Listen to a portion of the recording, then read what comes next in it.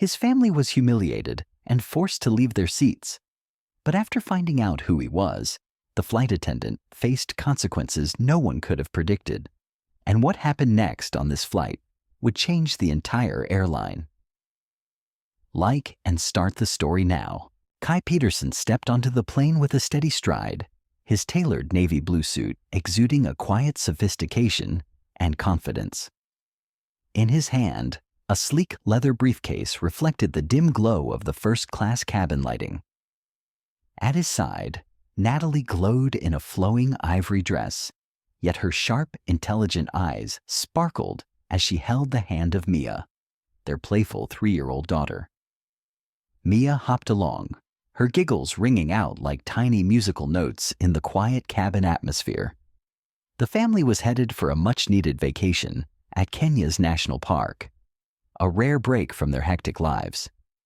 As soon as they settled in, Kai placed his briefcase in the overhead bin, his gaze scanning the seat numbers with the calm assurance of someone familiar with first-class travel, while Natalie sat down, pulling Mia into her lap and whispering something that made the little girl beam with joy. At the same time, the other passengers glanced at them, a happy, unassuming family even so, radiating an undeniable air of authority. Kai opened his briefcase, pulling out a small notebook, his pen gliding across the paper as he jotted down a few brief notes, and he paid no attention to the curious stares from those around him. Instead, he focused on the thought that, to him, first class was just a small part of the life he and Natalie had worked so hard to build. But that peaceful moment didn't last long, for soon, an unexpected event turned everything upside down. Shockingly, Genesis Collins, a flight attendant in a stiff uniform with a piercing gaze, strode quickly down the aisle. Her high heels clicked rhythmically on the airplane floor, as if counting down to an unforeseen crisis. The moment her eyes landed on the Peterson family, her brows furrowed slightly. Yet a suspicious glance crossed her tense face, as though she were searching for a reason to act. Something about Kai, his unshakable calm, or the way Natalie smiled gently, made Genesis uneasy, as if they didn't belong there. "Excuse me." Genesis spoke up with a polite tone, but there was a sharp edge hidden beneath it. "May I see your tickets, please?" Without hesitation, Kai looked up with deep, unwavering dark eyes, and he pulled the ticket from his vest pocket, handing it over with a gentle smile. Of course. Taking the ticket, Genesis held it, scanning it with a scrutinizing gaze. Even so, she still asked, "This is for first class?" Despite the answer being obvious. "Yes, it is," Natalie replied with a steady, firm voice, at the same time, her hand still gripping Mia's tightly, as a silent gesture of protection. Even so, Genesis didn't stop there. Instead, she pursed her lips, her arms crossing in front of her like an invisible barrier.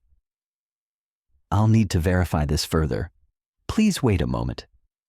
With that, she turned away, striding quickly toward the galley, whispering something to another crew member, a young man with short black hair and a dark green apron tied around his waist. Yet her eyes kept darting back toward the Peterson family, as if to confirm her suspicions. At that moment, the other passengers started to take notice, soft murmurs filling the air like a quiet ripple. Just a few minutes later, Genesis returned, this time with a more rigid demeanor.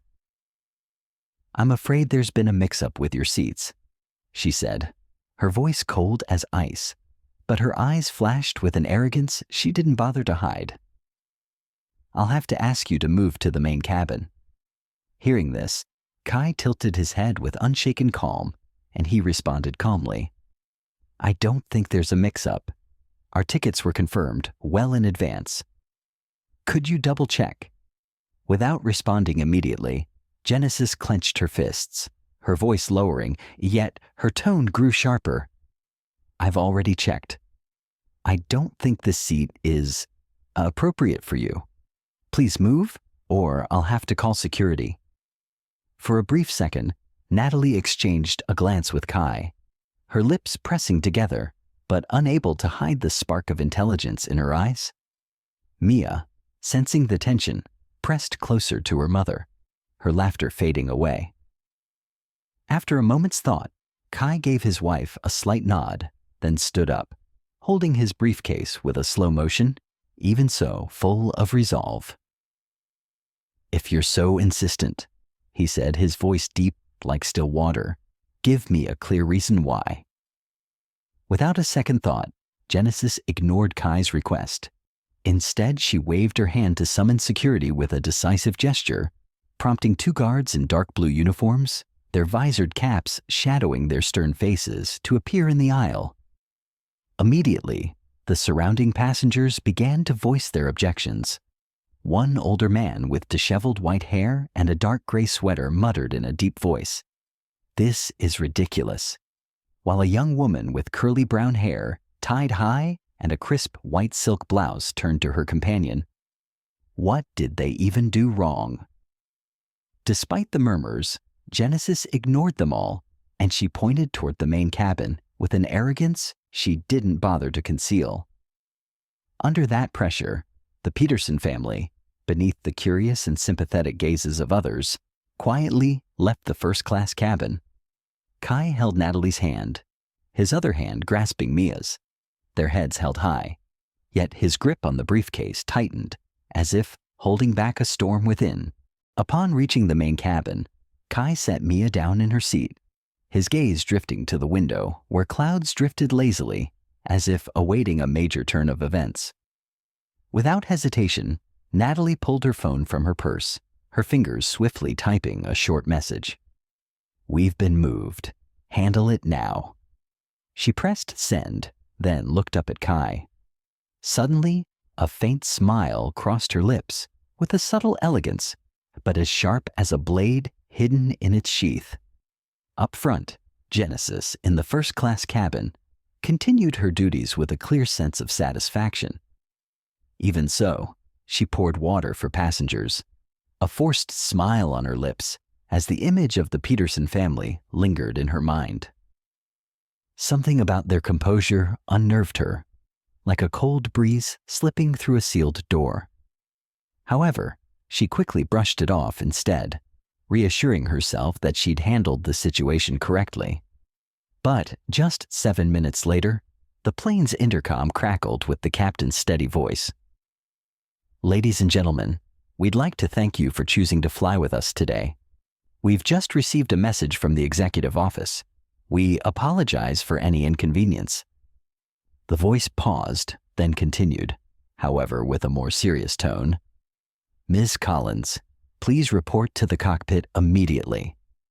Hearing this, Genesis froze mid-motion, the glass of water in her hand trembling slightly, but a few drops spilled onto the tray like raindrops heralding a storm. With hurried steps, she rushed toward the cockpit, her heart pounding. Even so, she tried to maintain a calm exterior. Captain Harris, a middle-aged man with salt and pepper hair, cropped short, and a navy blue pilot's uniform adorned with a few gold badges, his sharp gaze, fixed on her, turned to face her. "Ms. Collins," he began, his voice like a hammer striking an anvil. "You just asked the Peterson family to leave their seats in first class. Do you know who they are?" Flustered, Genesis opened her mouth, but her throat was dry, unable to form words. I just thought." Cutting her off, the captain interjected, his voice icy, and he emphasized, "Kai Peterson is the majority shareholder of this airline. The executive office just called. They've ordered you to return the Peterson family to their seats immediately and ensure no further mistakes are made. Understood?" In a panic, Genesis's face turned pale, her hands trembling like dry leaves in the wind, a few strands of golden hair on her forehead clinging to her skin with sweat. Even so, she nodded stiffly, then left the cockpit, her steps heavy as if dragged down by an invisible rope. When she reached the main cabin, she saw the Peterson family still sitting there. Kai, with his notebook in hand, his calm gaze briefly sweeping over her, while Natalie stroked Mia's hair with a tender gesture. all three of them composed as if nothing had happened. Taking a deep breath, Genesis forced herself to speak, her voice breaking with panic, one hand unconsciously gripping the small tray she held. However, she tried to keep it steady. "Mr. and Mrs. Peterson, I'm sorry. There's been a mistake. Please return to the first-class cabin." Hearing her apology, Kai looked up, his gaze piercing through Genesis like a sharp arrow, but his voice remained strikingly calm. Instead, he asked with an undeniable authority, "Are you sure?" Too afraid to respond, Genesis nodded rapidly, unable to meet his eyes, and then she lowered her head as if trying to escape his stare. At that moment, the surrounding passengers broke into louder murmurs, some shaking their heads in disapproval. Without another word, the Peterson family stood, making their way back to first class, their heads held high like warriors returning from a silent battle. As soon as the plane landed, news of the incident spread like wildfire on dry grass. What's worse, the media and social platforms erupted with harsh criticism aimed at the airline. Videos recorded by passengers were uploaded, tagged with the hashtag Justice for Peterson. Meanwhile, Genesis, who had once been so arrogant in the cabin, was now summoned to the airline's internal investigation office, stepping through the frosted glass door with a heavy heart. However, she'd no longer carried herself with the confidence she once had. Instead, her eyes were filled with fear, avoiding every glance from the investigators seated around a long wooden table, staring at her like an enemy with cold, unsympathetic eyes. After a tense meeting, she was fired for her racist, color-based discrimination. Genesis stood frozen for a moment, her lips pressed tight as if to protest, but then she merely bowed her head, her trembling hands removing the staff badge from around her neck, her gaze vacant as she left the headquarters building. At the same time, her hands clenched tightly as if trying to hold on to something that was forever lost. At the same time, Kai and Natalie didn't stop there. Instead, they were determined to turn the incident into a catalyst for broader reform. Early one morning, during a meeting with the airline's board, Kai sat across from the executives, his leather briefcase on the table as a symbol of quiet authority. "This isn't just personal," he said, his voice like a deep river, calm but powerful. "We want to change the system. Anti-bias training, independent oversight, and a real commitment to fairness." Hearing this, Natalie added, her eyes blazing like an unquenchable fire.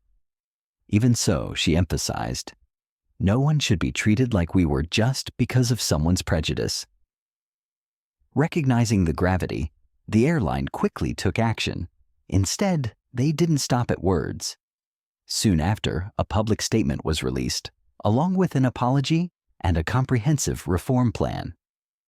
During this time, Kai and Natalie reviewed every line, nodding in approval, however. They weren't naive. They knew this was just the first step.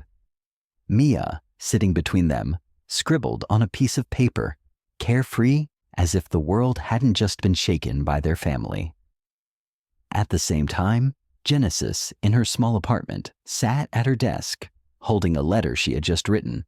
Even so, her handwriting was shaky but sincere. "Dear Peterson family," she began, "I was wrong. I have no excuse for my actions. I'm learning, and I hope one day I can make amends for this mistake." After sending it, she felt a slight relief, and with that, as if a boulder had been lifted from her chest, she began to reflect on herself. Late that afternoon, Kai, Natalie, and Mia stepped out of the airport, rays of Kenyan sunshine embracing them like a warm welcome. However, that light also carried a message of renewal. In that moment, Kai turned to Natalie, a rare smile on his lips. Even so, his eyes still shone with determination. "We did it," he said, his voice deep and warm. Nodding in agreement, Natalie squeezed his hand, and at the same time she affirmed, "But we're not done yet. This is just the beginning." Ahead of them, Mia skipped along, her laughter ringing out like a reminder that, despite the world's many injustices, in the end, there's always room for joy and hope. Later on, Kai and his family were sitting in a jeep, watching elephants bathe in the lake at sunset. He opened his diary and looked back at the last line he wrote before leaving the plane. It was still clear. Justice doesn't come by itself. It's created by those who dare to stand up. Ultimately, for the Peterson family, that's what they would continue to do. Flight after flight, day after day, until the sky was no longer a limit, but instead, a new beginning. If you find the situation in this story interesting, please press the like button, and if you want to hear similar stories, don't forget to subscribe to the channel so you don't miss the next exciting story.